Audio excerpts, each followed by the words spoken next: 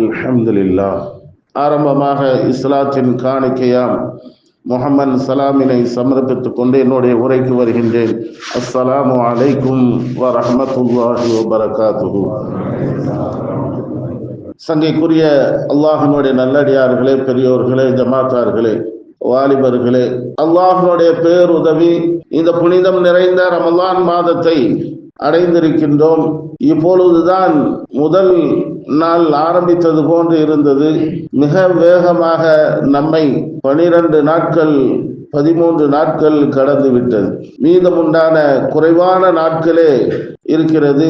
அதிலும் குறிப்பாக நபிகள் பெருமானார் ஸல்லல்லாஹு அலைஹி வஸல்லம் அன்னவர்கள் அறிவித்து தந்த அந்த அடிப்படையிலே 3 முத்தான 10 நாட்களிலே முதல் 10ஐ கடந்து நடு 10லே அல்லாஹ்வினுடைய மக்ஃபிரத்தை வேண்டியவர்களாக, அல்லாஹ்வினுடைய பாவ மன்னிப்பை வேண்டியவர்களாக இருக்கக்கூடிய, பாவ மன்னிப்பிற்கு தகுதியான சிறந்த நாட்களிலே அல்லாஹ் நம்மை வாழ செய்திருக்கின்றான், அடைய செய்திருக்கின்றான். அல்லாஹுக்கு எல்லா புகழும்.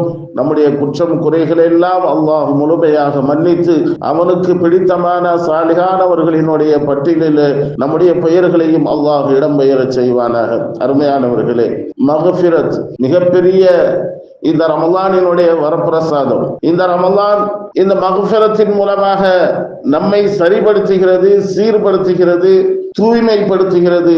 மிகப்பெரிய ஒரு கொடையாக அல்லாஹ் இந்த ரமலான் மாதத்தின் மூலமாக இந்த மக்ஃபிரத்தை நமக்கு தந்திருக்கின்றார். மற்ற காலங்களை விட இந்த ரமலான் மாதத்திலே அதிகமான அளவுக்கு அல்லாஹ்வினுடைய தொடர்பிலே இருக்கக்கூடிய ஆர்வத்தை, இன்றைக்கு ஈமானை சுமந்திருக்கக்கூடிய முஸ்லிமாக வாழக்கூடிய எல்லா மக்களிடத்திலேயும் நம்மால் காண முடிகிறது. மற்ற ரமலான் அல்லாத மற்ற காலங்களிலே வாரத்திற்கு ஒரு முறை மட்டும் பள்ளிவாசலுக்கு வரக்கூடியவர்கள் எல்லாம் மிகவும் போட்டி போட்டுக்கொண்டு ஆர்வத்தோடும் பள்ளிவாசலுக்கு விரைந்து வரக்கூடிய நிகழ்வுகள் எல்லாம் பார்க்கின்ற போது உண்மையிலேயே அல்லாஹ் இந்த ரமலானின் மூலமாக நமக்கு தந்த மிகப்பெரிய ஒரு கொடையாக நாம் கருதுகிறோம், மிகப்பெரிய ஒரு பாக்கியமாக கருதுகிறோம்.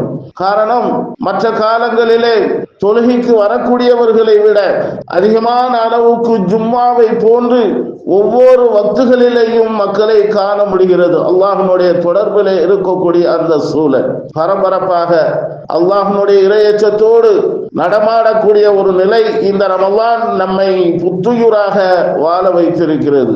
அதுதான், ஆகவேதான் நாம் சொல்கின்றோம், இந்த ரமலானின் மூலமாக நாம் கிடைக்க பெற்ற மிகப்பெரிய ஒரு பாக்கியமாக இந்த மக்ஃபிரத்தான நாட்களை நாம் கருதுகிறோம். அருமையானவர்களே, அடிக்கடி கேள்விப்பட்ட ஒரு ஹதீஸ் தான், நபிகள் பெருமானார் ஸல்லல்லாஹு அலைஹி வஸல்லம் அன்னவர்கள் ஒரு தடவை ஒரு ஜும்ஆவிலே மிம்பர் படியிலே ஏறுகின்ற போது ஒவ்வொரு படியிலையும் ஆமீன் ஆமீன் ஆமீன் என்று சொன்ன அந்த தகவல், அந்த ஹதீஸை நாம் அடிக்கடி கேள்விப்பட்டது.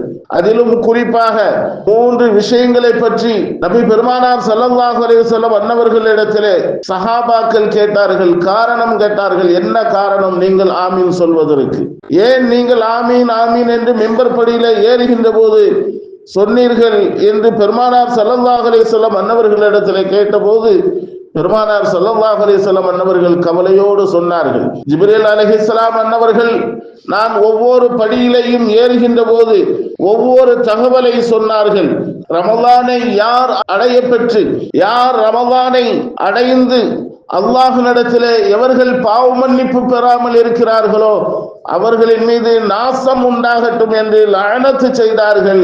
நான் ஆமீன் என்றேன் என்று பெருமானார் ஸல்லல்லாஹு அலைஹி வஸல்லம் அவர்கள் சொன்னார்கள். இதை போன்று இன்னும் 2 விஷயம். யாருக்கு 2 பெற்றோர்களிலே இருவருமோ அல்லது ஒருவருமோ இருந்து அவருக்கான கண்ணியத்தையும் மரியாதையையும் யார் கொடுக்கவில்லையோ அவர்களின் மீது நாசமும் உண்டாகட்டும் என்று ஜிப்ரீல் அலைஹிஸ்ஸலாம் அவர்கள் சொன்னார்கள். நான் ஆமீன் என்றேன். 3ஆவதாக சொன்னார் ஜிப்ரீல் அலைஹிஸ்ஸலாம், யார் உங்களுடைய பெயரை கேட்டு யார் உங்களுடைய பெயருக்காக ஸலவாத்து சொல்லவில்லையோ, உங்களை கண்ணியப்படுத்தவில்லையோ அவர்களின் மீது நாசம் உண்டாகட்டும் என்று ஜிப்ரீல் அலைஹிஸ்ஸலாம் அன்னவர்கள் சொன்னார்கள். நான் ஆமீன் என்று சொன்னேன் என்று பெருமானார் ஸல்லல்லாஹு அலைஹி வஸல்லம் அன்னவர்கள் சொன்னார்கள். நாம் யோசித்து பார்க்கிறோம், பேச்சுக்கு கூட பெருமானார் ஸல்லல்லாஹு அலைஹி வஸல்லம் அன்னவர்கள் யாரையும் முகம் சுளிக்காத அளவுக்கு நடந்த பக்குவமுள்ள சிறந்த ஒரு சீதவி பெருமானார் ஸல்லல்லாஹு அலைஹி வஸல்லம் அன்னவர்கள். அவர்களினுடைய வாழ்க்கையில ஒரு சொல் கூட தீய சொல் அவர்களினுடைய நாவிலிருந்து வந்ததில்லை. யாரையும் புண்படுத்தியதில்லை, யாருக்கும் சங்கடத்தை தந்ததில்லை, யாருக்கும் தொந்தரவுகள் தந்ததில்லை. அப்படிப்பட்ட புனிதமான மாமனிதர் நபிகள் பெருமானார் ஸல்லல்லாஹு அலைஹி வஸல்லம் அன்னவர்கள். ஜிப்ரீல் அலைஹிஸ்ஸலாம் அன்னவர்கள் சபிக்கிறார்கள் என்று சொன்ன உடனேயே பெருமானார் ஸல்லல்லாஹு அலைஹி வஸல்லம் அன்னவர்கள் ஆமீன் என்று சொன்னால் அந்த செயல்பாடுகளினுடைய முக்கியத்துவத்தை நாம் புரிந்து கொள்ள வேண்டும். இந்த ரமலான் மனிதர்களை மன்னிப்பதற்காகவே வந்திருக்கிறது.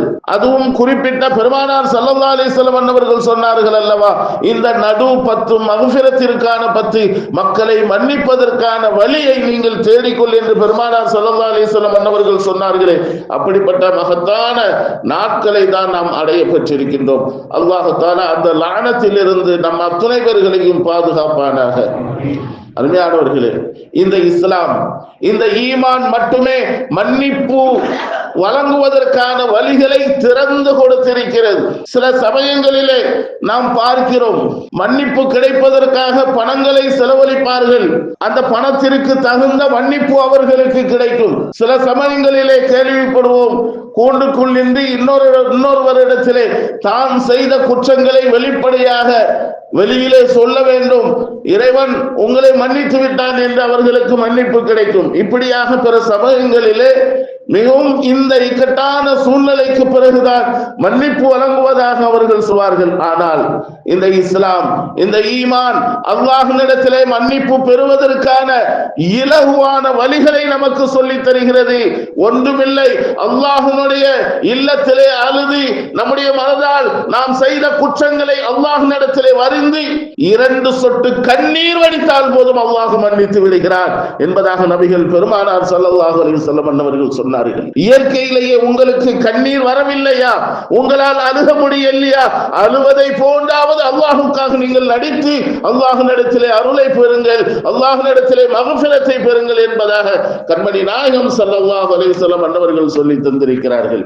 அப்படியானால் இந்த மக்ஃபிரத், இந்த வலி தௌபாவிற்கான வழிகளை அல்லாஹ் தஆலா இஸ்லாமியர்களாகிய நமக்கு எல்லா வகைகளிலேயும் இலேஸ்படுத்தி தந்திருக்கின்றார். நாம் மற்றவர்களிடத்திலே நாம் செய்த குற்றங்களை சொன்னால் என்ன ஆகும்? காரி துப்புவார்கள். ஆனால் அல்லாஹ்விடத்திலே சொன்னால் அல்லாஹ் நம்முடைய குற்றங்களை மன்னிப்பது மட்டுமல்லாமல் மறைக்கிறான். அதுதான் உண்மை. அல்லாஹ் தஆலா ஒவ்வொரு நாளும் இரவிலும் பகலிலும் அடியார்களிடத்திலே கேட்கின்றான். நபிகள் பெருமானார் ஸல்லல்லாஹு அலைஹி வஸல்லம் அன்னவர்கள் சொல்கிறார்கள், இன்னல்லாஹ் யப்சுத்து பில்லைல், இரவு நேரத்திலே அல்லாஹ் தஆலா கேட்கிறான், யாராவது பகலிலே பாவம் செய்தவர்கள் இருக்கிறார்களா, என்னிடத்திலே பாவ மன்னிப்பு தேடுங்கள். மேலும் பகலிலே அல்லாஹ் தஆலா கேட்கிறார், இரவிலே யாராவது பாவம் செய்து விட்டீர்களா, என்னிடத்திலே பாவ மன்னிப்பு தேடுங்கள், நான் உங்களை மன்னிக்கிறேன் என்பதாக அல்லாஹ் சொன்னதாக நபிகள் பெருமானார் ஸல்லல்லாஹு அலைஹி வஸல்லம் அன்னவர்கள் சொல்லித் தருகிறார்கள். அல்லாஹ் நாம் மன்னிப்பு கேட்பதை விரும்புகிறார். நாம் அல்லாஹ்விடத்திலே பாவ மன்னிப்பு தௌபா செய்வதை அல்லாஹ் விரும்புகிறார். இதைதான் பெருமானார் ஸல்லல்லாஹு அலைஹி வஸல்லம் அன்னவர்கள் சொன்னார்கள், அல்லாஹ்விடத்திலே உங்களை ஒப்படைத்து விடுங்கள், அல்லாஹ்விடத்திலே உங்களுடைய குற்றங்களை ஒப்படைத்து விடுங்கள், வேறு யாரிடத்திலேயும் சொல்ல தேவையில்லை. அல்லாஹ்விடத்திலே ஒப்படைத்தால் அல்லாஹ் தஆலா உங்களை கேட்காமலேயே உங்களுக்கான மன்னிப்பையும் உங்களுக்கான சலுகைகளையும் அல்லாஹ் வழங்குகிறான் என்பதாக நபிகள் பெருமானார் ஸல்லல்லாஹு அலைஹி வஸல்லம் அன்னவர்கள் சொன்னார்கள். அல்லாஹ் நம்மிடத்திலே எதிர்பார்ப்பது இந்த ஒன்றுதான். மன்னிப்பை கேட்க மாட்டானா என்னுடைய அடியான் பாவ மன்னிப்பை கேட்க மாட்டானா என்று அல்லாஹ் தஆலா நம்மிடத்திலே பாவ மன்னிப்பை எதிர்பார்க்கிறான். பெருமானார் ஸல்லல்லாஹு அலைஹி வஸல்லம் அன்னவர்கள் இந்த மக்ஃபிரத்தான இந்த நாட்களிலே ஒரு துஆவை கற்றுக் கொடுத்தார்கள். அல்லாஹும்ம இன்னக அஃபுன் துஹிப்புல் அஃவ ஃபஅஃபு அன்னா, இறைவா நீ மன்னிக்க கூடியவன், நீ மன்னிப்பு கேட்பதை விரும்பக்கூடியவன். பெருமானார் ஸல்லல்லாஹு அலைஹி வஸல்லம் அன்னவர்கள் கற்றுக் கொடுத்தார்கள், அடியார்கள் என்னிடத்தில் மன்னிப்பு கேட்பதை அல்லாஹ் விரும்புகிறார். அல்லாஹ் தன்னிடத்திலே மன்னிப்பு அடியார்கள் கேட்க மாட்டார்களா என்று எதிர்பார்ப்பு என்ன காரணம்? அல்லாஹ் அடியார்கள் கேட்கக்கூடிய மன்னிப்பை விரும்புகிறான் என்பதாக நபிகள் பெருமானார் ஸல்லல்லாஹு அலைஹி வஸல்லம் அன்னவர்கள் சொன்னார்கள். அருமையானவர்களே, பாவம் என்பது மிகப்பெரிய ஒரு சுமை. ஒவ்வொரு நாளும் நாம் செய்யக்கூடிய குற்றங்கள், பாவங்கள் எல்லாம் நம்முடைய முதுகிலே தூக்கி சுமக்க முடியுமா நம்மால்? அதை எப்படியாவது இறக்கி வைக்க வேண்டும். மார்க்கெட்டுக்கு ஜாமான் வாங்க போறோம், பொருட்கள் வாங்க போகிறோம், அதை பொட்டணம் கட்டி பார்சல் கட்டி எப்படியாவது நம்முடைய இடத்தில் கொண்டு சேர்த்தால் தான் நிம்மதி. எத்துணை நாட்கள் நாம் எதிர்பார்த்து இருக்க முடியும் அந்த பார்சலுக்காக? நம்மால் சுமந்து வர முடியுமா? அதற்கான ஏற்பாடுகள் எத்துணை. நாம் செய்யக்கூடிய பாவங்கள் எல்லாம் நமக்கு மிகப்பெரிய ஒரு சுமையாக இருக்கும்.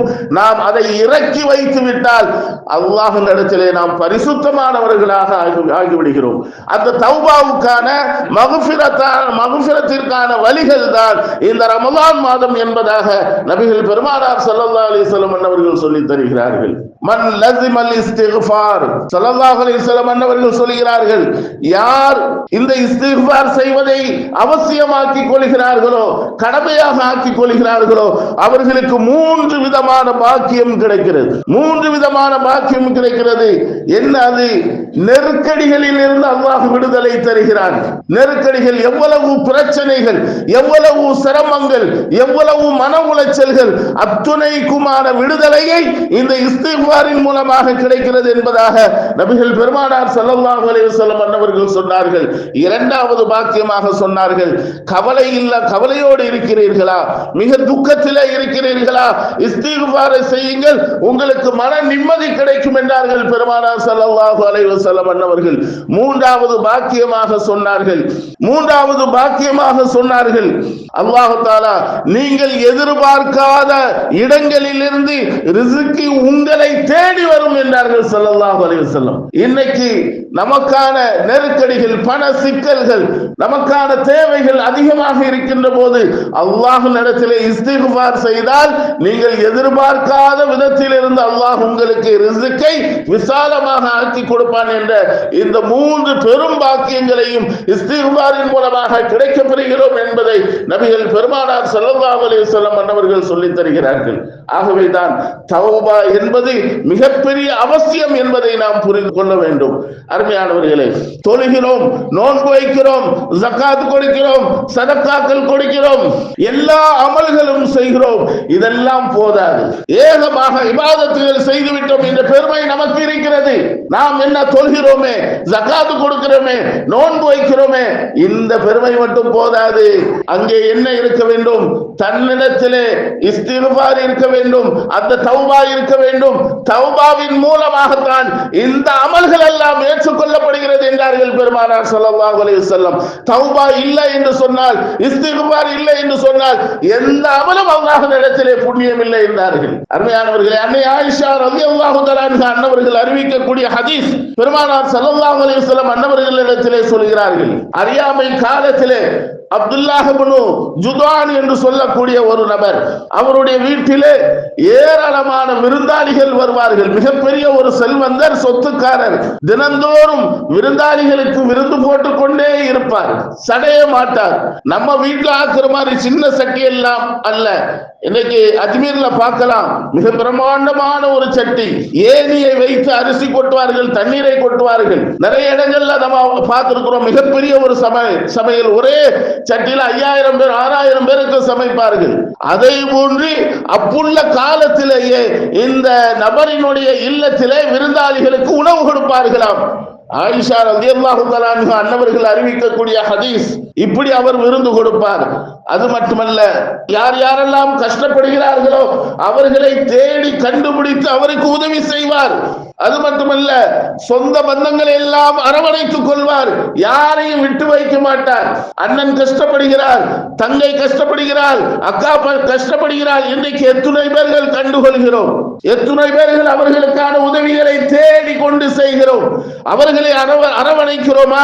யோசித்து பார்க்கிறோம். அருமையானவர்களை இப்படியெல்லாம் அந்த நபர் சொந்த பந்தங்கள் எல்லாம் அரவணைத்துக் கொண்டார். அது மட்டுமல்ல, தன்னை சுற்றி இருப்பவர்களுக்கெல்லாம் சந்தோஷமாக அவர்கள் இருப்பதற்காக எல்லா உதவிகளையும் செய்வார். இப்படி ஏராளமான உதவிகளும் நன்மைகளும் அவர் செய்து கொண்டே இருப்பார். ஆயிஷா நாயகி சொல்கிறார்கள், யா ரசூலல்லாஹ், நானே இந்த விஷயங்களை பார்த்து ஆச்சரியப்பட்டேன், ரொம்ப ஆச்சரியமாக பார்க்கிறேன். யா ரசூலல்லாஹ், இப்படி நல்ல உபகாரம் செய்யக்கூடிய நல்ல செயலை செய்யக்கூடிய இவருக்கு ஏதாவது பலன் கிடைக்குமா, பாக்கியம் கிடைக்குமா என்று நபிகள் பெருமானார் ஸல்லல்லாஹு அலைஹி வஸல்லம் அன்னவர்களிடத்திலே ஆயிஷா நாயகி அவர்கள் கேட்கிறார்கள். பெருமானார் ஸல்லல்லாஹு அலைஹி வஸல்லம் அன்னவர்கள் சொன்னார்கள், ஒரே வார்த்தையில சொன்னார்கள், அவருக்கு எந்த பலனும் இல்லை என்றார்கள். இத்துணை உபகாரங்கள், இத்துணை நல்ல காரியங்கள் அவர் செய்திருக்கிறார், ஆனால் அவருக்கு எந்த பலனும் இல்லை என்று சொன்னால் காரணம் ஸல்லல்லாஹு அலைஹி வஸல்லம் அன்னவர்கள் சொல்கிறார்கள், வாழ்க்கையில் அவர் ஒரு தடவையாவது இஸ்திக்பார் செய்ததில்லை, அல்லாஹ் நடத்திலே பாவ மன்னிப்பு கேட்டதில்லை. பாவ மன்னிப்பு இஸ்திக்பார் இல்லாததால் மற்ற அமல்கள் எல்லாம் அவரிடத்திலே கபூலாகவில்லை என்பதாக நபிகள் பெருமானார் ஸல்லல்லாஹு அலைஹி வஸல்லம் அன்னவர்கள் எச்சரிக்கையாக சொல்லி காட்டுகிறார்கள். அமல்கள் மட்டும் போதுமாகாது, அமல்களோடு சேர்ந்து பாவ மன்னிப்பு இருக்க வேண்டும். படைத்தவனிடத்திலே படைப்பாளிகள் பாவம் கேட்பது என்பது அவசியமாக பெருமானார் ஸல்லல்லாஹு அலைஹி வஸல்லம் அன்னவர்கள் நமக்கு சொல்லி தந்திருக்கிறார்கள். மற்றவர்களிடத்திலே பாவங்களை குறித்து பேசினால் என்ன ஆகும்? நம்மை அசிங்கமாக நினைப்பார்கள். ஆனால் அல்லாஹ் அப்படி அல்ல, விரும்புகிறான், சந்தோஷப்படுகிறான். ஆஹா, என்னுடைய அடியான் என்னிடத்திலே பாவ மன்னிப்பு கேட்டு விட்டானே என்று. இதுதான் அல்லாஹுக்கு பிடித்தமானது. அப்படிப்பட்ட ஒரு காலங்கள் தான் இந்த ரமலான் காலம், மக்ஃபிரத்திற்கான காலம் என்பதை நாம் புரிந்து கொள்ள வேண்டும். அருமையானவர்களே, வியாபாரத்தில் நஷ்டம் அடைவது என்பது மிகப்பெரிய ஒரு விஷயம் அல்ல, அது ஒரு நஷ்டம் அல்ல. ஆனால் வாழ்க்கையில் நஷ்டமாகாமல் இருக்க வேண்டும். எத்தனையோ அமல்கள் செய்தாலும் வாழ்க்கையில் நஷ்டமாகாமல் இருக்க வேண்டும் என்று சொன்னால் அது தௌபா உள்ள வாழ்க்கையாக இருக்க வேண்டும். தௌபா இஸ்திக்பார் எங்கு வந்துவிட்டதோ அது வாழ்க்கையில் நஷ்டமே இல்லை என்றார்கள் பெருமானார் ஸல்லல்லாஹு அலைஹி வஸல்லம் அவர்கள். அல்லாஹ் குர்ஆனிலே பெருமானாரை பற்றி இப்படி சொல்லி காட்டுகின்றார், மா தகத்தம மின் தபிஹி வ மா தஅக்கர். எவ்வளவு பெரிய ஒரு விஷயம்! உங்களுடைய முன்பின் பாவங்கள் எல்லாம் நீங்கள் மன்னிக்கப்பட்டவர்கள் என்று அல்லாஹ் சுபசோபனம் குர்ஆனின் மூலமாக அறிவித்தாலும் கூட பெருமானார் ஸல்லல்லாஹு அலைஹி வஸல்லம் அவர்கள் சொல்கிறார்கள், இன்னி அஸ்தக்ஃபிருல்லாஹ ஃபீ குல்லி யௌமின் 70 மர்ரா. ஒவ்வொரு நாளும் நான் அல்லாஹ்விடத்திலே 70 முறை நான் இஸ்திக்பார் செய்கிறேன் என்றார்கள் பெருமானார் ஸல்லல்லாஹு அலைஹி வஸல்லம் அவர்கள். நம்ம எம்மத்துறோம், நம்ம என்ன எதுக்கு லாய்க்கு என்பதை நாம் யோசித்து பார்க்கிறோம். ஒரு நாளாவது அல்லாஹ்விடத்திலே பாவ மன்னிப்பு தேடுகிறோமா? அஸ்தக்ஃபிருல்லாஹ் சொல்லுகிறோமா? எத்தனை முறை சொல்லுகிறோம்?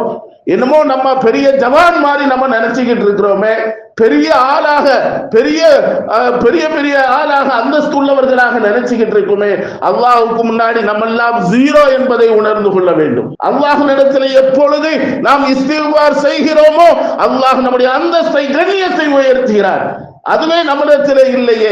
அருமையானவர்களே, அபூ ஹுரைரா ரலியல்லாஹு தஆலா அன்ஹு அன்னவர்கள் எப்படிப்பட்ட ஒரு மனிதர்! பெருமானார் ஸல்லல்லாஹு அலைஹி வஸல்லம் அன்னவர்கள் சொன்ன அத்துணை ஹதீஸ்களிலேயும் ஒட்டுமொத்தமாக சஹாபாக்களிலேயே அதிகமான ஹதீஸ்களை அறிவித்த மிகச்சிறந்த ஒரு நபர் அபூ ஹுரைரா ரலியல்லாஹு தஆலா அன்ஹு அன்னவர்கள்.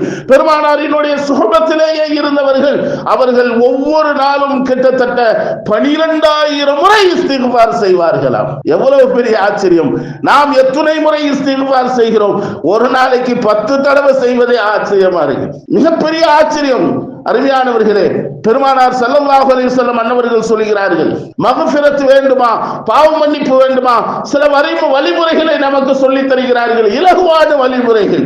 ஒரு மையத்து, அந்த மையத்தை குளிப்பாட்டுகிறோம், கஃபன் செய்கிறார். அதே மனிதர் குளிப்பாட்டுகிறார், கஃபன் செய்கிறார், அத்தர் பூசுகிறார், சுமந்து செல்கிறார், தொழுகையிலே கலந்து கொள்கிறார். 5 விஷயங்கள் செய்கிறார். இந்த 5 விஷயத்தோடு இன்னொரு விஷயமும் சேர்ந்திருக்கிறது. எந்த குறையும் அந்த மையத்தை பற்றி சொல்லாமல் இருந்தால், அந்த மையத்தை பற்றி எந்த குறையும் வெளியில் சொல்லாமல் இருந்தால், கயௌமி வலத தூமுஹு என்று சொன்னார்கள் பெருமானார் ஸல்லல்லாஹு அலைஹி வஸல்லம். என்ன அர்த்தம்?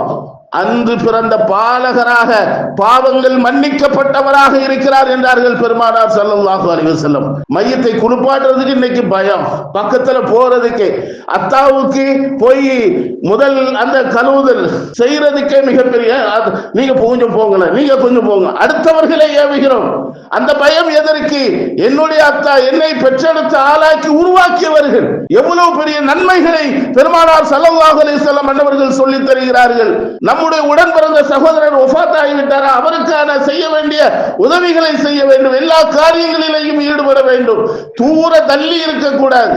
நமக்கான உறவுகாரங்களுக்கு நம்ம முதல்ல இறங்கணும். யாராக இருந்தாலும் சரி, மையத்திற்கு உதவி செய்வது என்பது அவ்வளவு நன்மைகள் இருக்கிறது, அவ்வளவு நன்மைகள். அன்று பிறந்த பாலகரை போன்று ஆகிவிடுகிறார் என்று பெருமானார் ஸல்லல்லாஹு அலைஹி வஸல்லம் அன்னவர்கள் சொல்லி இருக்கிறார்கள். அருமையானவர்களே, அன்று பிறந்த பாலகர்கள் போன்று ஆகுவதற்கான நன்மைகள் வேறு எந்த விஷயத்திலே கிடைக்கும்? பெருமானார் ஸல்லல்லாஹு அலைஹி வஸல்லம் அன்னவர்கள் சொன்னார்கள், ஹஜ்ஜும் மப்ரூருன் மக்பூலுன், மக்பூலான மப்ரூரான ஹஜ் செய்தவர்களுக்கு அல்லாஹ் தஆலா பாவங்கள் அனைத்தையும் மன்னித்து அன்று பிறந்த பாலகர்களாக ஆகிவிடுகிறார்கள் என்று சொன்னார்களே, அந்த அந்தஸ்துக்கு அவர்கள் வருகிறார்கள். ஹஜ்ஜுக்கான எவ்வளவு சிரமங்கள், கஷ்டங்கள், அமல்கள் இருக்கிறது, அதற்காக ஈக்குவலாக நபிகள் பெருமானார் ஸல்லல்லாஹு அலைஹி வஸல்லம் அவர்கள் இந்த மௌத்தினுடைய விஷயங்களிலே நமக்கு சொல்லி தருகிறார்கள். அதே போன்று மிக முக்கியமான இந்த மன்னிப்பு கிடைப்பதற்கான வழிகளை 3 செயல்கள் ஒரு மனிதனிடத்தில் இருந்தால் அவரும் அன்று பிறந்த பாலகராக ஆகிவிடுகிறார்கள் என்று நபிகள் பெருமானார் ஸல்லல்லாஹு அலைஹி வஸல்லம் அவர்கள் சொல்லி தருகிறார்கள். 3 முக்கியமான செயல்கள் என்ன? ஜும்மா தொழுகைக்கு நடந்து வருவது. அதற்கு நீங்க மட்டும் பைக்ல வர்றீங்கன்னா, நான் அங்க இருந்து நடந்து வர முடியாது, நூம்பல்ல இருந்து நடந்து வர முடியாது. உள்ளூர்காரர்கள் ஜும்மாவுக்காக ஜும்மா நீங்க நடந்து வந்து இங்க நின்னுகிட்ட அஸ்ஸலாமு அலைக்கும் தலையில தண்ணி ஊத்துறது. அதுக்கப்புறம் அப்பு நடந்து வரக்கூடாது, அப்பு வேகமா தான் வரணும். 11 மணிக்கு ரெடி ஆயிரணும். முதல் பாங்கு சொல்லப்படும். ஜும்மாவுக்கு 2 பாங்கு. எங்க ஊர்கள்ல கிராமங்கள்ல 11 மணிக்கே ஒரு பாங்கு சொல்லுவாங்க. ஏன்னா ஜும்மாவுக்கு ரெடியாக வரணும் என்பதற்காக. இன்னைக்கு நேரங்கள் பார்த்து எப்போ அதற்கு பயான் முடிப்பாரு, அப்பு உள்ள வரலான்னு நினைச்சிட்டு இருக்கோம். முதல் சிறந்த செயலாக நபிகள் பெருமானார் ஸல்லல்லாஹு அலைஹி வஸல்லம் அன்னவர்கள் சொன்னார்கள், ஜும்மாவிற்கு நடந்து வருவது. இரண்டாவதாக சொன்னார்கள், தொழுகை முடிந்து விட்டால் ஷைத்தான் விரண்டோடு போன்று நீ விரண்டோடாதே. ஒவ்வொரு நாளும் திருத்தொழுகை முடிஞ்சவரை பார்க்கிறோம், அவ்வளவு ஓட்டம். எங்க அசத்தை எங்க பிடிச்சிருவாரோ, என்ன அசத்தை பார்த்த பயமா, பயான்னாலே ஒரு பயமா நான் கேட்கிறேன். தொழுகை முடிந்ததுக்கு பிறகு எழுந்து போக கூடாது. பெருமானார் ஸல்லல்லாஹு அலைஹி வஸல்லம் அன்னவர்கள் சொன்னார்கள், தொழுகை முடிந்தால் அல்லாஹ் கூலி வழங்க தட்டியும் குறைந்த நேரமாவது அதே இடத்துல நீங்கள் இருங்கள் என்றார்கள் பெருமானார் ஸல்லல்லாஹு அலைஹி வஸல்லம். இரண்டாவது விஷயமாக சொன்னார்கள், இது மூன்றாவதாக மனம் வெறுக்கும்படியான ஒரு நிலையிலே ஒதுவை பரிபூரணமாக செய்வது. மனம் வெறுக்கும் போது ஒதுவை பரிபூரணமாக செய்வது. குளிர்காலத்தில் போய் ஒது செய்யறதுக்கு கஷ்டமா இருக்கும், அல்லது நமக்கு ஒது முறிஞ்சிட்டா போய் செய்யறதுக்கு வெக்கமா இருக்கும். தொழுகையில நிக்கிறோம், சில நேரங்களுக்கு சில பேருக்கு ஒது முறிஞ்சிரும், நிர்பந்தம், என்ன செய்ய முடியும்? கூச்சப்படுறதுக்கு என்ன இருக்கு அமல்கள்ல? அல்லாஹ் கிட்ட கூச்சப்பட, மனிதர்கள் நேரத்தில் கூச்சப்பட வேண்டிய அவசியம் இல்லை, அல்லாஹ் நேரத்தில் தான் நம்ம கூச்சப்படணும். உடனே போய் ஒது செய்துடும். இப்படியான மனம் வெறுக்கும்படியான நிலையிலே ஒதுவை பரிபூரணமாக செய்தால் இந்த 3 செயல்கள், ஒன்று ஜும்மாவுக்கு நடந்து வருவது, இரண்டாவது தொழுகை முடிந்தவுடன் வேகமாக சென்று விடாமல் அதே இடத்திலே கொஞ்ச நேரம் அமைதியாக அல்லாஹ் கூலி கொடுப்பதற்காக தாமதமாக அமர்ந்திருப்பது, மூன்றாவதாக மனம் வெறுக்கும் நேரத்திலே ஒதுவை பரிபூரணமாக செய்வது. இந்த 3 செயல்களை எவர்கள் செய்தார்களோ அவர்களும் கையௌமி வலதத் உம்முஹு, அன்று பிறந்த பாலகர்களை போல அவர்கள் ஆகிவிடுகிறார்கள். எவ்வளவு பெரிய அந்தஸ்து, எவ்வளவு பெரிய பாவங்கள் மன்னிக்கப்படுகிறது யோசித்து பார்க்கிறோம் அருமையானவர்களே. அதே நேரத்திலே ஒருவர் குற்றம் செய்து விட்டார், மது அருந்தி விட்டார், அல்லது இஸ்லாத்திற்கு புறம்பான காரியம் செய்து விட்டார், அவரை நீங்கள் ஏசாதீர்கள், அவர்களை நீங்கள் திட்டாதீர்கள். நீ பாவம் செய்து விட்டாய், உனக்கு நரகம் தான் என்று நீங்கள் பேசி விடாதீர்கள். அல்லாஹ் உன்னை தண்டிப்பான் என்று சொல்லிவிட விடாதீர்கள். எச்சரிக்கையாக ஹஜ்ரத் உமர் ஃபாரூக் ரலியல்லாஹு தஆலா அன்ஹு அன்னவர்கள் சொல்கிறார்கள். ஷாம் தேசத்தில் இருந்து ஒரு மனிதர் உமர் ரலியல்லாஹு தஆலா அன்ஹு அன்னவர்களை சந்திக்க வருகிறார். உமர் ரலியல்லாஹு தஆலா அன்ஹு அன்னவர்களினுடைய மஜ்லிஸ்ல எப்பொழுதுமே இருப்பார்கள். அடிக்கடி வருவார் மஜ்லிஸுக்கு. சில சமயங்களே அவர் சில நேரங்களிலே தேவையில்லாத நண்பர்களோடு சேர்ந்து மது அருந்த ஆரம்பித்து விட்டார். அடிக்கடி மது அருந்துவது அவருடைய வளமையாக ஆகிவிட்டது. கடைசியாக இந்த மஜ்லிஸுக்கு வராமலேயா ஆகிவிட்டார். குடிக்கிறது அங்கே கிடக்கிறது அதே இடத்துல. ஏன்னா தனியான ஒரு நபர், ஷாம்ல இருந்து வந்தவர். உமர் ரலியல்லாஹு தஆலா அன்ஹு அன்னவர்கள் அவரை குறித்து விசாரிக்கிறார்கள். என்ன அந்த வந்த சகோதரர் ஷாம் தேசத்து சகோதரரை காணமே, என்ன காரணம் என்று சஹாபாக்களிடத்திலே கேட்டபோது சஹாபாக்கள் சொல்கிறார், அவர்களை சந்தித்து வந்து சொல்கிறார்கள், ஹஜ்ரத் உமர் ஃபாரூக் ரலியல்லாஹு தஆலா அன்ஹு அவர்களே, இந்த மாதிரி இந்த சகோதரர் உங்களுடைய மஜ்லிஸுக்கு வந்து கொண்டிருந்தார், இப்பொழுது குடித்து வீணாகி அங்கேயே கிடைக்கிறார் என்று சொன்ன உடனேயே ஹஜ்ரத் உமர் ஃபாரூக் ரலியல்லாஹு தஆலா அன்ஹு அவர்கள் அந்த மனிதருக்கு ஒரு கடிதம் எழுதுகிறார்கள். அஸ்ஸலாமு அலைக்கும் என்று சொல்லி, பிஸ்மில்லாஹிர் ரஹ்மானிர் ரஹீம் என்று சொல்லி, காஃபிரில் ذنبி வ காபிலித் தௌபி ஷதீதுல் இகாப் தித்தவுல் லா இலாஹ இல்லா ஹுவ இலைஹில் மஸீர் என்ற ஒரு வாசகத்தை மட்டும், குர்ஆனினுடைய வசனத்தை மட்டும் எழுதி கடிதம் அனுப்புகிறார்கள். அவர் மது அறிந்து மயக்கத்திலே இருக்கும்போது கொடுத்து விடாதீர்கள், அவர் தெளிவாக இருக்கின்ற போது கொடுங்கள். ஏன்னா அப்படியே ரெண்டு பேரா வரும்போது எதுவுமே பேச முடியாது. நம்மளே திருப்பி பேசினாலும் அதுல நம்மள அமைதியா போயிடணும், இல்லாட்டா வேற மாதிரி ஆயிரும். நிறைய பேரை பார்த்திருக்கோம். அதனால வருத்தத்துல சொல்றோம், ரொம்ப கஷ்டத்தோடு சொல்றோம். வாங்க, மக்ஃபிரத்திற்கான நாள் இது. இந்த ரமலான் அல்லாஹ் தன்னுடைய மக்ஃபிரத்தை விசாலமாக ஆக்கியிருக்கிறான். அல்லாஹ்வுடைய தௌபாவின் வாசல் எப்பொழுதும் திறந்தே இருக்கிறது, அடைப்பே கிடையாது. எப்பொழுது வந்தாலும் அல்லாஹ்விடத்திலே கரமேந்தலாம். அல்லாஹ் மன்னிப்பதற்கு தயாராக இருக்கிறார். அருமையானவர்களே, அந்த வாசகம் அல்லாஹ் மன்னிக்க கூடியவனாக இருக்கிறான், தௌபாவை ஏற்றுக்கொள்ளக்கூடியவனாக இருக்கிறான். இருந்த போதிலும் அவனுடைய இகாப் தண்டனை என்பது கடுமையானதுதான். அல்லாஹ்வை தவிர வணக்கத்திற்கு தகுதியானவன் யாரும் இல்லை. எப்படியாவது ஒரு நாள் அவன் கிட்டையே நாம் செல்ல இருக்கிறோம், அவனின் பக்கமே மீள இருக்கிறோம். என்னைக்காவது யாரா இருக்கட்டுமே, அல்லாஹ் கிட்ட கோபப்பட்டு இருந்தாலும் ஒரு நாளைக்கு பள்ளிவாசலுக்கு வந்துதான் ஆகணும். இலைகள் பசீர், அல்லாஹ்வின் பக்கமே வரக்கூடியவராக இருக்கிறார். இந்த வாசகத்தை படிச்ச உடனே அவர் அழ ஆரம்பிச்சிட்டார். அழுது புலம்பி கடைசியில அந்த அழுகையிலேயே அதே நேரத்திலேயே ஒஃபாத்தாகிவிட்டார். செய்தியை ஹஜ்ரத் உமர் ஃபாரூக் ரலியல்லாஹு தஆலா அன்ஹு அன்னவர்களிடத்திலே வந்து சொல்கிறார்கள், கலிஃபா அவர்களே, இந்த மாதிரி அவர் கடிதத்தை வாசித்து அழுது அந்த இடத்திலேயே வஃபாத் ஆகிவிட்டார் என்று சொன்ன உடனேயே ஹஜ்ரத் உமர் ஃபாரூக் ரலியல்லாஹு தஆலா அன்ஹு அன்னவர்கள் சொன்னார்கள், அவருடைய முடிவு, அவருடைய கடைசி கட்டம் அல்லாஹ் நல்லதாக ஆக்கிவிட்டான், சிறந்ததாக ஆகிவிட்டது, சொர்க்கத்திற்குரியவராக ஆகிவிட்டார். அல்லாஹ்விடத்திலே அழுது தௌபா செய்திருக்கிறார். அல்லாஹ் அவருடைய தௌபாவை ஏற்றுக்கொண்டான். இன்னைக்கு எத்தனை பேர்கள் குற்றம் செய்துவிட்டு தைரியமாக ஊருக்குள்ள உலா வருகிறோம், யோசித்து பார்க்கிறோம். எல்லா சிங்கத்தையும் தூர போட்டுக்கிட்டு நம்ம பெரிய நபர் மாதிரி உலா வருகிறோமே. எச்சரிக்கையாக இருக்க வேண்டும். அல்லாஹ்விடத்திலே தௌபா செய்யுங்கள். தௌபாவிற்கான காலம் இது, மக்ஃபிரத்திற்கான நேரம் இது. இதை வீணாக்கி விடாதீர்கள். அல்லாஹ் ஒட்டுமொத்தமாக நம் அத்துணை பேர்களையும் மன்னித்தருள் புரிவானாக. கடைசியாக ஒரே ஒரு செய்தி, ஒரு சின்ன இஸ்திக்ஃபார். அஸ்தக்ஃபிருல்லாஹல் அலியுல், பொதுவா நம்ம இஸ்திக்ஃபார்னா அஸ்தக்ஃபிருல்லாஹ் மட்டும் சொல்லுவோம். அதோட சில வார்த்தைகள் சேர்த்து செய்தால் கிட்டத்தட்ட 5 விதமான நன்மைகளை அல்லாஹ் தருகிறார். அஸ்தக்ஃபிருல்லாஹல் அலியுல் அஸீம் அல்லதி லா இலாஹ இல்லா ஹுவல் ஹய்யுல் கய்யூம் வ அதூபு இலைஹி. இது மட்டும்தான் 5 விதமான நன்மைகள் கிடைக்கிறது. அஸ்தக்ஃபிருல்லாஹல் அலியுல் அஸீம் அல்லதி லா இலாஹ இல்லா ஹுவல் ஹய்யுல் கய்யூம் வ அதூபு இலைஹி. நல்ல மனப்பாடம் செய்து வச்சுக்கங்க.